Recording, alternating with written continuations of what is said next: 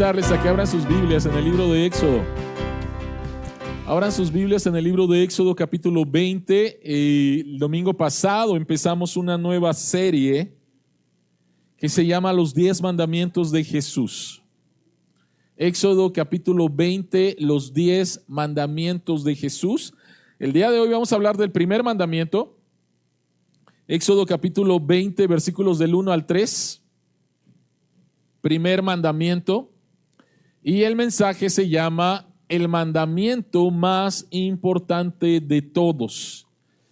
El mandamiento más importante de todos.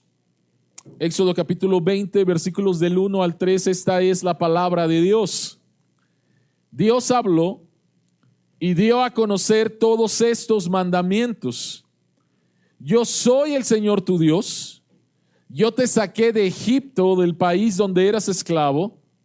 No tengas otros dioses además de mí. Oremos.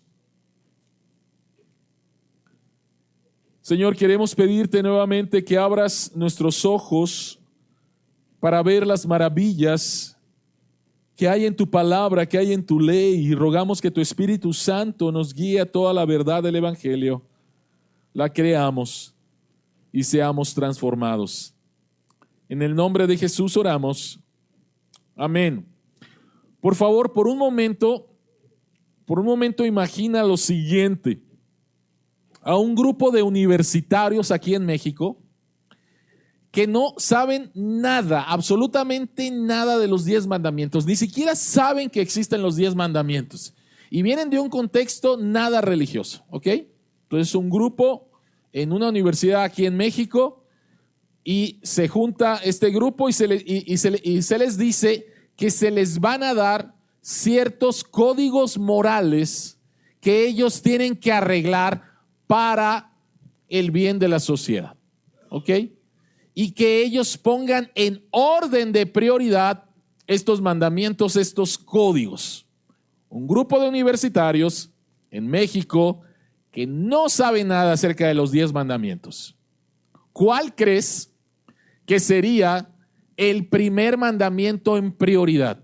Tú y yo sabemos cuáles son los mandamientos, pero ¿cuál crees que sería el primer mandamiento? Decir, esto es muy importante. ¿Cuál crees que pondrían? ¿Sería el de no cometerás adulterio, inmoralidad sexual? ¿Ustedes creían que ese sería el más importante para un grupo de universitarios? Para nada, ¿no? Eso lo pondrían posiblemente hasta el final, ¿no? Y posiblemente, quiero imaginarme que a lo mejor lo más importante para ellos sería no robarás, ¿sí? Vamos a cuidar la propiedad privada, ¿sí? Esto es mío y no toques lo que es mío. Y entonces ellos podrían empezar a armar estos mandamientos de acuerdo a lo que ellos creen. ¿En qué lugar creen ustedes que pondrían el primer mandamiento donde dice solamente hay un Dios y a Él solamente tienes que adorar? ¿En dónde lo pondrían? Siglo XXI, una sociedad pluralista, una cultura relativista. ¿Dónde creen que lo pondrían? A lo mejor ¿qué está haciendo esto, no? O sea, ¿qué está haciendo esto en un tiempo? Estamos en el siglo XXI, nuevamente, en una sociedad pluralista, en una cultura relativista. Ni siquiera lo tomarían en cuenta. Mas, sin embargo, al Dios dar los 10 mandamientos, pone este primer mandamiento, versículo 3, no tengas otros dioses además de mí. ¿Por qué Dios lo puso en primer lugar? ¿Por qué Dios lo puso en primer lugar? La pregunta que queremos contestar en esta mañana, tarde, es ¿por qué este mandamiento es el mandamiento más importante de todos? ¿Por qué este mandamiento es el más importante de todos? Vamos a ver 3 cosas con respecto a este mandamiento. Número 1, que es la razón. La razón. Número 2, el peligro que hay detrás de este mandamiento, o mejor dicho, el peligro de no cumplirlo. Y número 3, el cumplimiento. la razón, el peligro y el cumplimiento. Eso es lo que vamos a ver en esta mañana, así que vayamos al punto número 1. ¿Cuál es la razón de este mandamiento? No tengas otros dioses además de mí.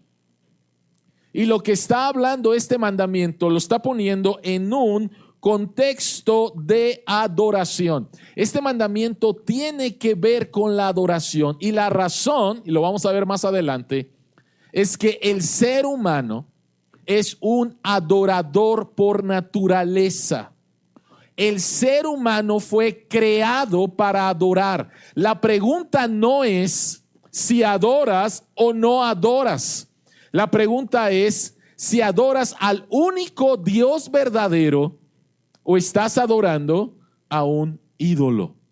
No importa que tú te presentes y digas: yo no soy religioso, soy ateo, no creo en ningún Dios, yo no adoro a nadie. No es cierto, y lo vamos a ver en un momento más. No es cierto, posiblemente no lo llamas adoración, pero realmente estás adorando. Básicamente porque todos vivimos para algo.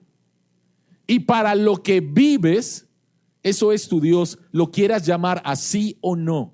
Entonces, este mandamiento tiene que ver con la adoración, porque el hombre es un adorador nato. Fuimos creados para adorar a Dios. Por lo tanto, este mandamiento es el fundamento. Este es el mandamiento que viene antes que todos los demás. Este es el mandamiento que es la base de todos los demás. Y lo mencionamos, y mencionamos esto el domingo pasado.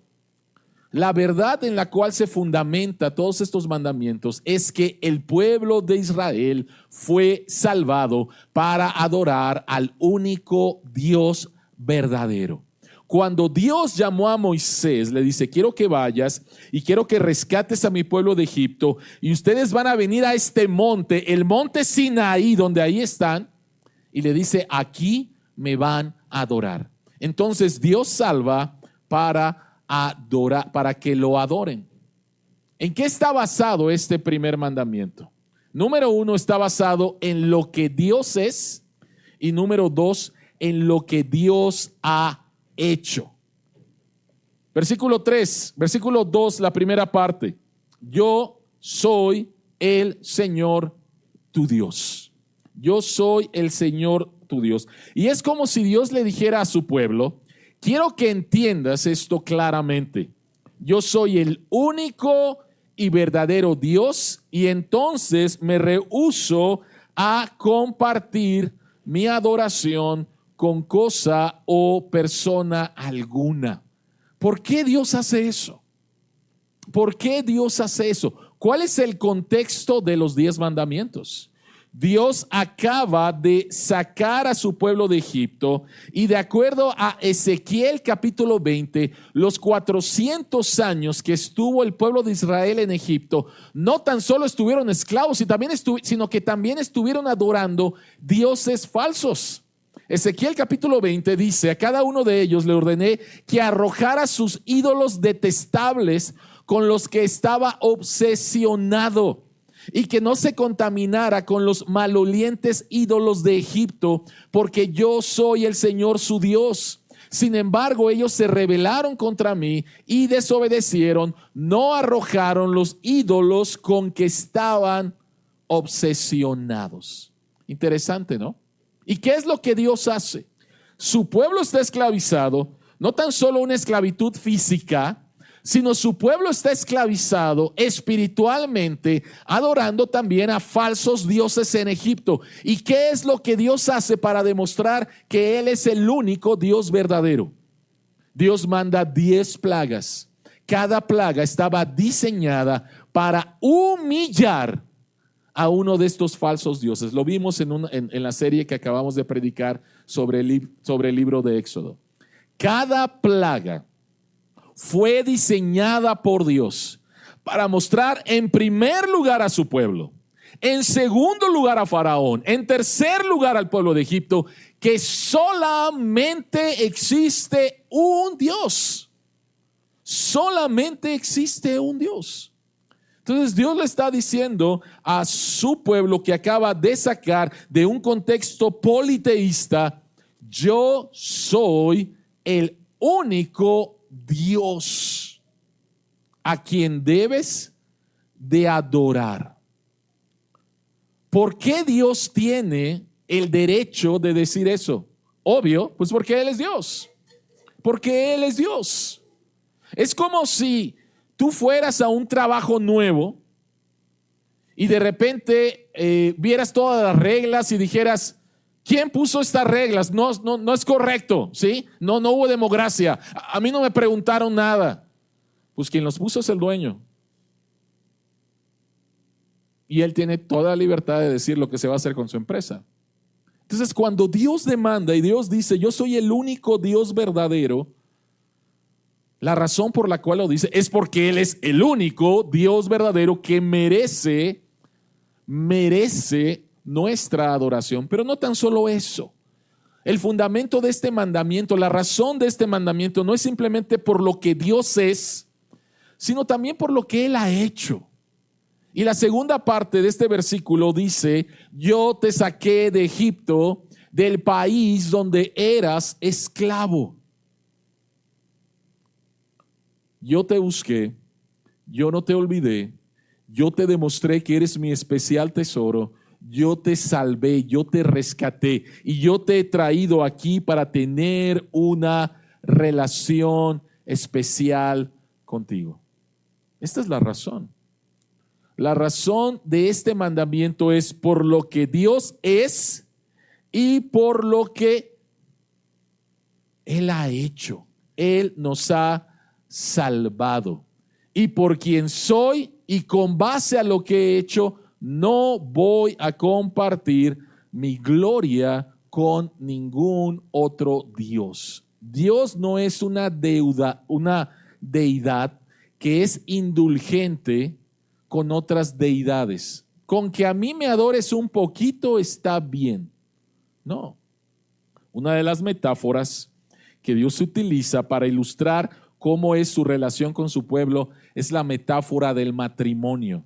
Ahora, imagínate que en la ceremonia de matrimonio, cuando yo hago la pregunta, cuando tengo la bendición de oficiar una boda y estamos en la sección de los votos, yo le digo al novio, y desechando a todas las otras mujeres, te vas a conservar solamente para la que va a ser tu esposa, ¿no? Y imagínate que el esposo dijera, no. O sea, ¿por qué me limitas, no? ¿Qué diría la esposa? Sáquese, ¿no? O sea, váyase a volar, Señor.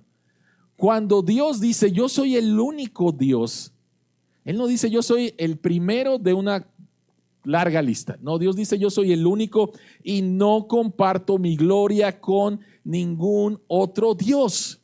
Pero la pregunta es, ¿por qué se mencionan otros dioses? No tendrás dioses delante de mí. ¿Cuáles son estos dioses si solamente hay un solo Dios? Isaías 45, el versículo 21, Dios dice, fuera de mí no hay otro Dios, Dios justo y salvador, no hay ningún otro fuera de mí. Entonces, ¿por qué se mencionan otros dioses? ¿Cuáles son esos otros dioses? Pablo, en el libro de Romanos, capítulo 1, nos dice cuáles son estos otros dioses.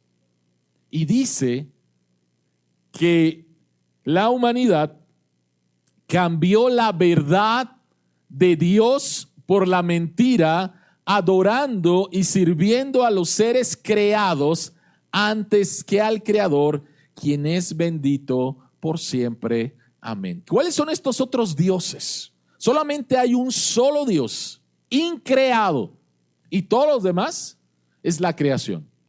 Tomamos de la creación, no queremos relacionarnos con Dios, pero yo todavía tengo la necesidad de adorar algo, tengo la necesidad de vivir para algo. Y voy a buscar en la creación algo que me dé lo que solamente Dios me puede dar. Si no estás adorando al único Dios verdadero, estás adorando a algo de la creación. No es que no adores, no existe eso. El ser humano, llámese como se llame, cual sea su trasfondo, es un adorador. Es un adorador. Y está adorando algo de la creación para lo cual la creación no fue diseñada. ¿Cuál es el aspecto positivo de este mandamiento? El aspecto positivo de este mandamiento lo encontramos en el libro de Deuteronomio en el capítulo 6. Deuteronomio capítulo 6. Dijimos la semana pasada que los 10 mandamientos, si los pudiéramos resumir en una palabra, es la palabra amor. Es la ley del amor. Eso fue el sermón de la semana pasada. Y en su aspecto positivo, no tendrás dioses aparte de mí, delante de mí. En Deuteronomio 6 encontramos esto. Escucha, Israel, el Señor nuestro Dios, Él es el único Señor. Ama al Señor tu Dios con todo tu corazón y con toda tu alma y con todas tus fuerzas. Somos llamados a amar a Dios por lo que Él es y por lo que Él hizo. Por lo tanto, en lo que se refiere a la adoración a Dios, es todo o nada. No hay medias tintas. No hay un tercer camino. O adoras al único Dios verdadero, o estás en una esclavitud que la Biblia le llama idolatría. Entonces, la razón de este mandamiento es por lo que Dios es, Él es el único, y por lo que Dios ha hecho, Él nos ha salvado. Pero entonces, ¿cuál es el peligro? ¿Cuál es el peligro de este mandamiento? Entendiendo cuál es el peligro si no cumplo este mandamiento. Alguien posiblemente esté diciendo, este mandamiento no tiene nada que ver conmigo porque yo no soy un idólatra, ahora soy cristiano, ¿no? Yo dejé atrás eso de postrarme delante de vírgenes santos, etcétera, ¿no?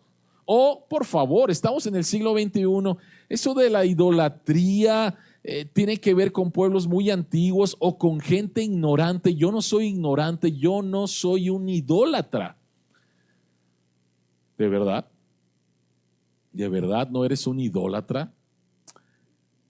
Primera de Juan, capítulo 5, versículo 21, es el último versículo.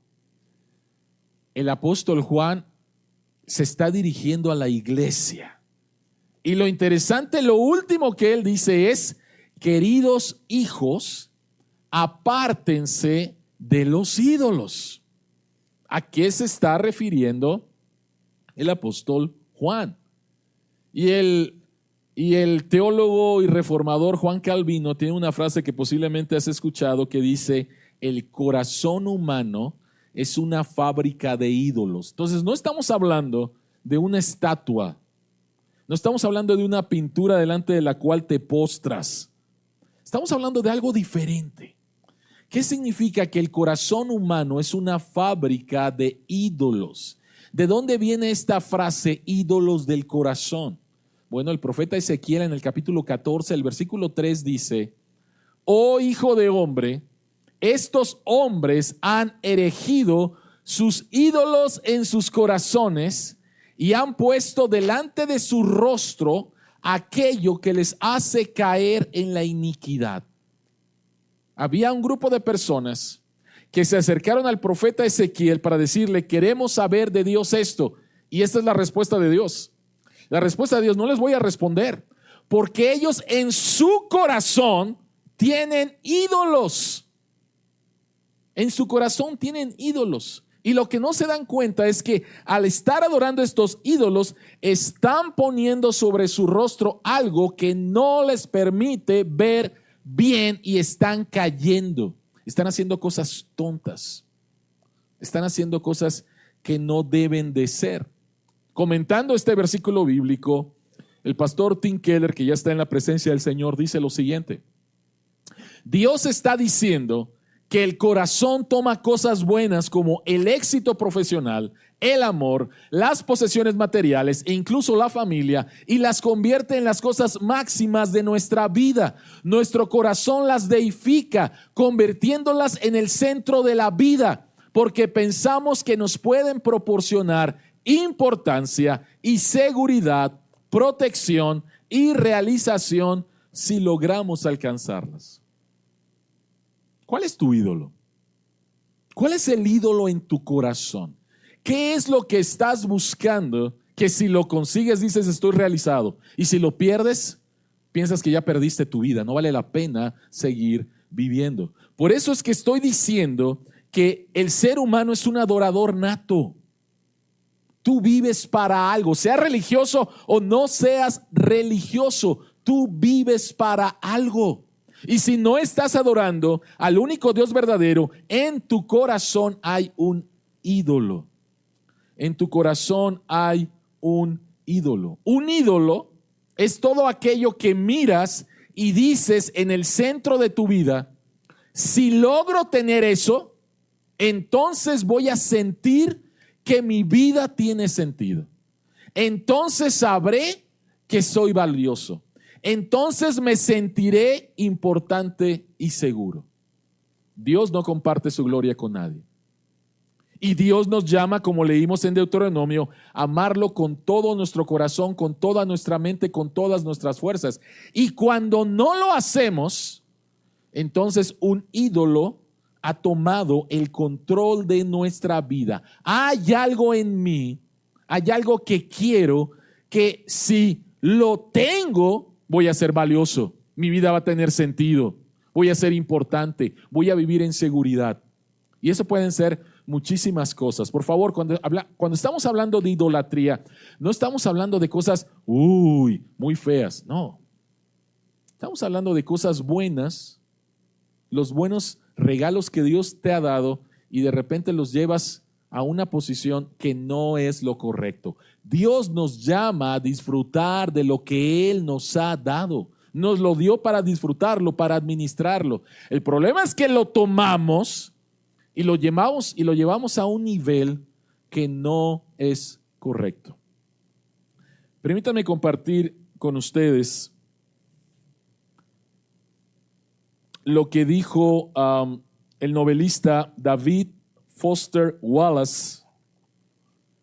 David Foster Wallace escribió una novela que se llama La broma infinita, y la revista Time dice que es una de las más importantes novelas en lengua inglesa en el siglo XX. O sea, esta persona no era cualquier persona, llegó a un estatus muy importante dentro de su campo. David Foster Wallace. Y él pronunció estas palabras en una ceremonia con estudiantes en la Universidad de Kenyon en los Estados Unidos. Por favor, escucha lo que dice. Él no era cristiano. Él se suicidó un poco tiempo después de lo que dijo, de lo que les voy a leer. Él no era cristiano, ¿sí? Y dijo lo siguiente: todo el mundo adora. La única opción que se nos ofrece es escoger lo que adoramos. Y la razón apremiante para tal vez escoger algo de tipo divino o espiritual para adorar es que cualquier otra cosa que adores te comerá vivo. Si adoras el dinero y las cosas materiales, si es de ellas de donde extraes el verdadero significado de la vida, nunca tendrás suficiente, nunca sentirás que tienes bastante. Adora tu cuerpo, tu belleza y tu atracción física, y siempre te verás horrible. Y cuando el tiempo y la edad comiencen a mostrar sus huellas, morirás 1,000,000 de veces antes de que finalmente te golpeen. Adora el poder. Terminarás sintiéndote débil y temeroso, y necesitarás ser más poderoso que otros para adormecer tu propio miedo. Adora tu intelecto, ser visto como alguien inteligente, y acabarás por sentirte un idiota, un fraude, siempre al borde de que te descubran. Pero lo insidioso acerca de estas formas de adoración es que son inconscientes, son posiciones preestablecidas. David Foster Wallace. Y un poco tiempo después se ahorcó, se suicidó. No creyente. Un no creyente. Pero qué interesante lo que dice, y le llama adoración. Y dice que si no adoras a una divinidad, lo otro, que es la creación, te va a comer vivo. ¿Por qué? Porque los ídolos prometen, los ídolos esclavizan y los ídolos te matan. no fueron dados, la creación no fue dada para darte lo único que te puede dar Dios. Entonces tú tomas algo de la creación, algo bueno de la creación, lo elevas a un nivel. Si me caso, si tengo este trabajo, si logro este nivel, si tengo hijos, si tengo esta cantidad de dinero, si tengo este carro, si tengo este celular, hay cosas muy tontas. Pero pensamos, tomamos eso y creemos que nos va a dar significado, valor, propósito, seguridad. Y el punto es que posiblemente durante un tiempo te va a cumplir, pero al final te va a decepcionar. Acabo de leer el testimonio de una mujer creyendo en la ideología de género, se convierte en un hombre transgénero y hace todo, o sea, llega a un nivel donde nuevamente no tan solo hormonas, sino se hace una mastectomía, se crea un pene falso, todo lo que ustedes se pueden imaginar. De veras, hay cosas que ni siquiera ustedes saben de lo que hacen las personas para tratar de transformar su cuerpo a lo que creen que ellos son, ¿sí? Y me dolió tanto leer lo que ella decía. No importa que no tuviera senos, no importa que tuviera este pene falso, no importa que me vistiera como hombre, no importa que a través de las hormonas me saliera barba, no importa que tuviera el cabello corto. Dice, no importa, por dentro yo sabía que no era un hombre. Y esto me aplastaba. Por dentro yo sabía que no lo era. Pero me la vendieron que al hacer todas estas transformaciones en mi vida iba a ser feliz. Y esto es lo que no les dicen. Por cierto, hay algunos sitios webs de personas que se creyeron la mentira y están diciendo, ¿por qué no nos dijeron que no era cierto? Pero el mundo no les va a decir esto porque eso no es popular. Lo popular es, como te sientes, cambia tu cuerpo. Si crees que eres hombre, conviértete en hombre. Si crees que eres mujer, conviértete en mujer, y cosas peores todavía, ¿sí? Al final el ídolo no cumple. Te esclaviza y te mata. ¿Cómo podemos identificar nuestros ídolos? ¿Cómo podemos identificar nuestros ídolos? Dijimos que los 10 mandamientos es la ley del amor. Así que la primera pregunta que tendríamos que hacernos es ¿qué es lo que amamos? ¿Qué amas? Uno de los padres de la iglesia llamado Orígenes dijo lo siguiente: aquello que cada uno honra por encima de todo o demás, aquello que ama y admira más que todas las demás cosas, es Dios para él. Así que, ¿cómo puedes descubrir cuál es tu Dios? ¿Qué es lo más importante para ti? ¿Qué es lo más importante? ¿Qué es lo que realmente amas? ¿Cuál es tu Dios funcional? No, pastor, yo soy cristiano, yo solamente adoro a Dios. No es cierto.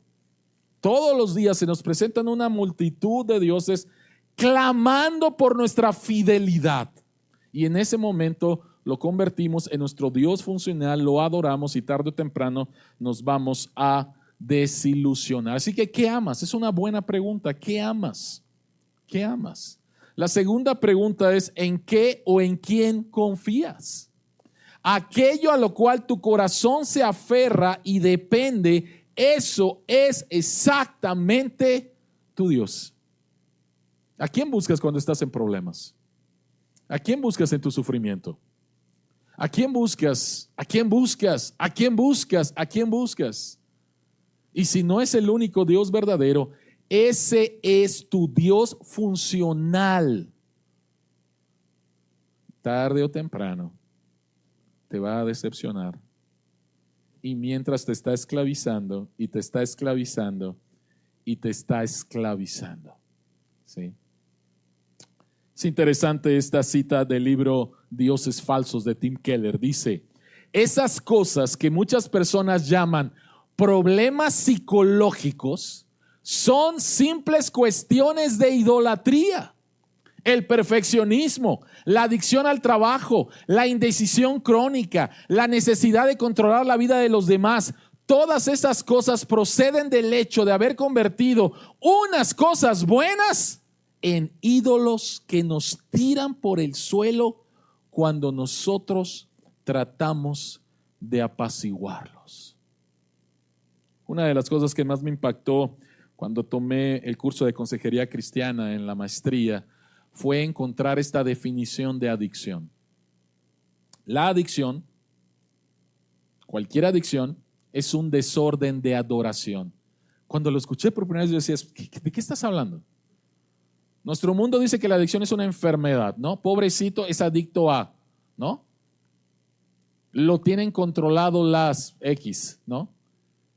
Pero cuando empezamos a ver las adicciones como un desorden de adoración, entonces estamos hablando de idolatría. La adicción es simplemente un eufemismo novedoso de idolatría, a lo que los modernos llaman adicciones. Dios lo llama ídolos. ¿Por qué? Porque el adicto dice, sin esto no puedo vivir. Y otra vez, por favor, no estoy hablando simplemente de drogas, sexo, pornografía. No puedo vivir sin la aprobación de los demás. No puedo vivir sin que digan que yo soy una buena mamá. No puedo vivir sin que me digan que soy un buen esposo. No puedo vivir sin que me digan que soy el mejor trabajador. No puedo vivir sin que me digan que tengo el mejor celular. No puedo vivir. Pero ni siquiera nos pasa por aquí que eso se llama idolatría. Que eso se llama idolatría. Que has echado afuera al único Dios verdadero y lo has cambiado nuevamente por una falsa, pobre imitación. Una falsa, pobre imitación. Ahora, la pregunta es, ¿cómo nos libramos de esto? ¿Cómo nos libramos de esto? Porque aún siendo creyentes, todavía batallamos con la idolatría. ¿Cómo entonces nos libramos de esto? Y esto tiene que ver con el cumplimiento de este mandamiento. Mencioné la semana pasada que Cristo cumplió los mandamientos por nosotros. ¿Cómo Jesucristo cumplió el mandamiento de no tendrás dioses ajenos delante de mí? No tendrás otros dioses ante mí. ¿Cómo Jesucristo lo cumplió? Mateo capítulo 4. Las tentaciones de Jesús en el desierto. Antes de que Jesucristo fuera llevado al desierto, ¿qué fue lo que Dios declaró de Jesucristo? Este es mi Hijo amado en el cual me complazco, tengo complacencia, me agrado. Y Jesucristo fue llevado al desierto y fue tentado por Satanás. Y la última tentación, versículo 8, de nuevo lo tentó el diablo, llevándolo a una montaña muy alta y le mostró todos los reinos del mundo y su esplendor.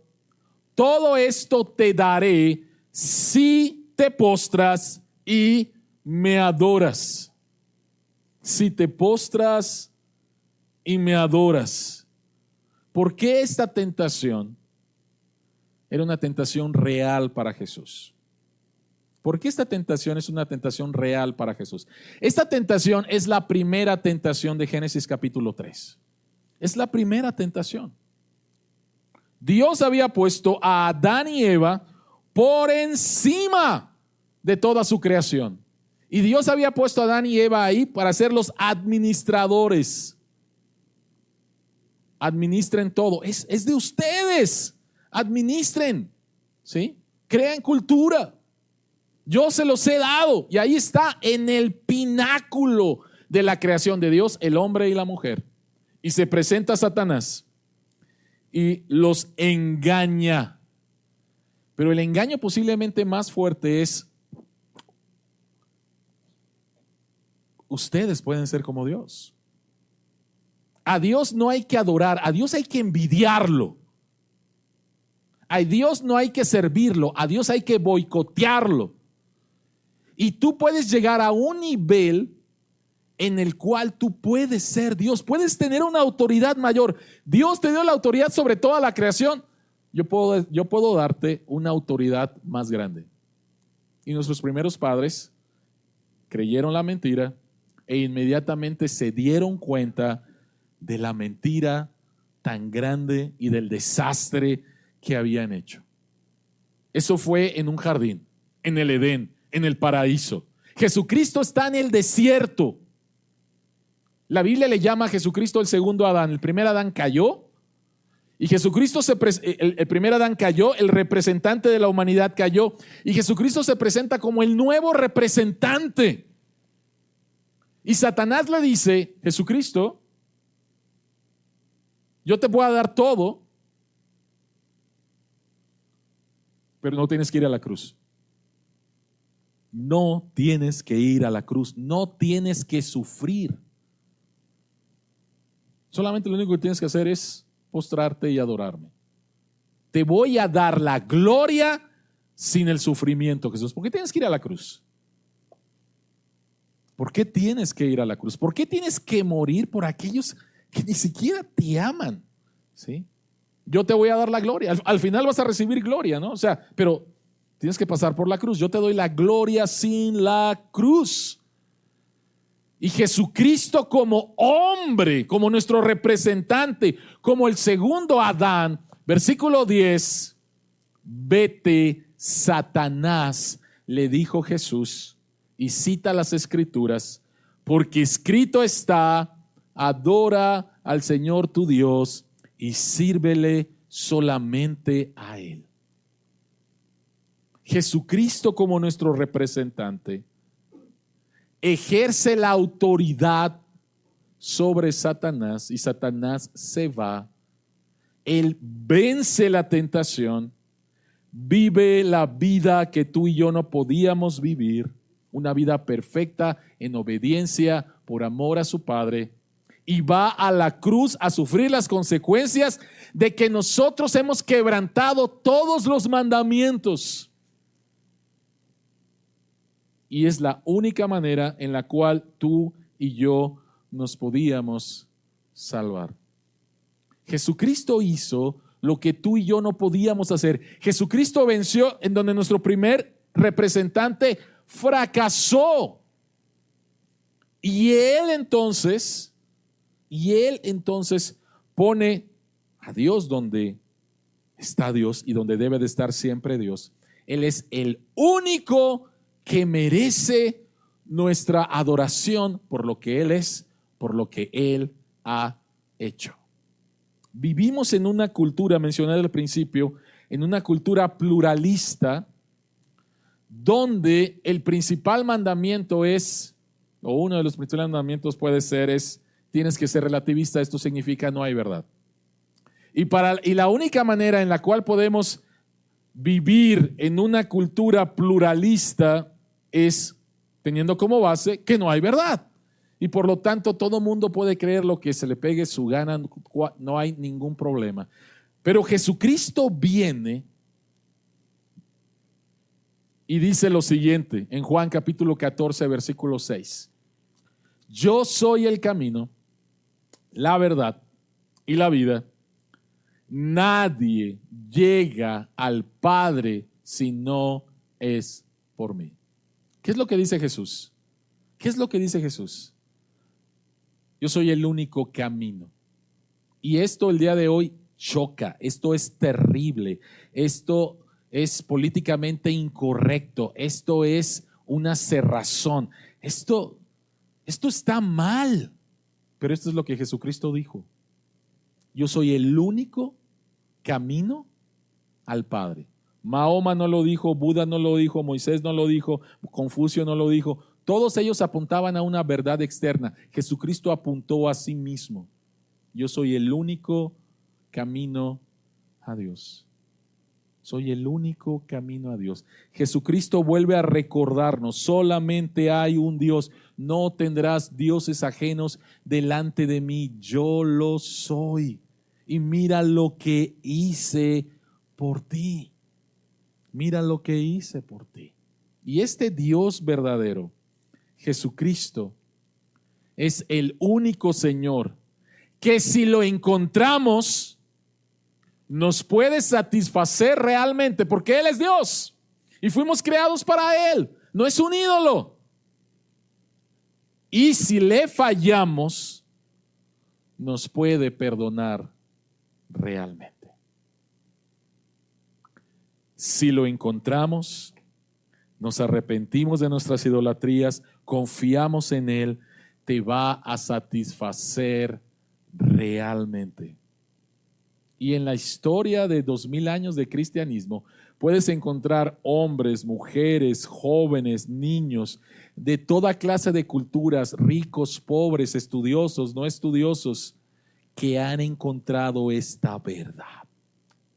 Satisface realmente. Y han encontrado la segunda verdad, que cuando le fallo no se venga de mí, no se burla de mí, no se cansa de mí, sino que me perdona realmente por lo que hizo en la cruz. Este es el mandamiento más importante de todos, iglesia. Oremos. Señor que estás en los cielos, nuestro único Dios verdadero, acudimos a ti en el nombre de Jesús, dándote gracias porque en tu misericordia abriste nuestros ojos a tu grandeza y al mismo tiempo, Señor, la magnitud de nuestro pecado, de nuestra idolatría en nuestros corazones. Pero, Señor, tú tomaste el castigo de nuestra idolatría en la cruz y ahora, Señor, por medio de tu resurrección gloriosa, la obra de tu Espíritu Santo y tu palabra nos has traído a verdadera vida y a conocerte verdaderamente. Ayúdanos, Señor, a poderte conocer y al conocerte que nuestros ídolos palidezcan, sean descubiertos, sean desnudados por lo que son, una mentira, un engaño. Y permítenos, Señor, deleitarnos y experimentar que tú eres Dios y tú, Señor, realmente satisfaces esta necesidad que tenemos de significado, de valor, de propósito, de gozo verdadero. Gracias, Jesús, porque eres nuestro Dios. En tu nombre oramos. Amén.